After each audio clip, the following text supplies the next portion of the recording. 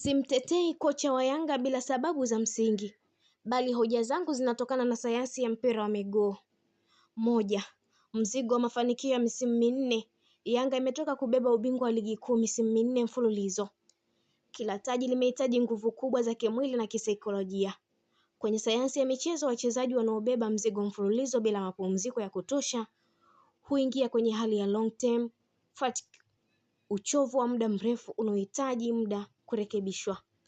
Mabadiliko ya wachezaji baada ya msimu wa mafanikio. Baadhi ya wachezaji wameondoka na wapya huletwa.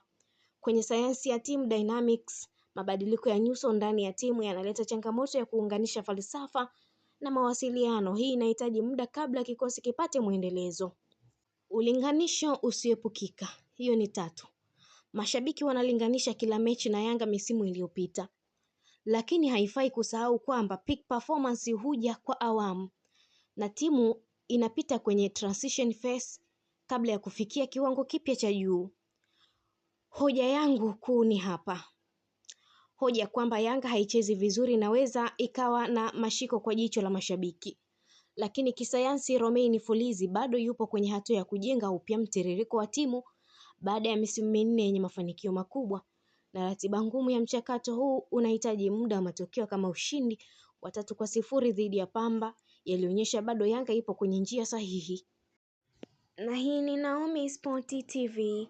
Endelea kutufuatilia, pia usisahau kulike, kushare, kucomment pamoja na kusubscribe channel yetu ili uendelee kufurahia taarifa zetu za kimichezo.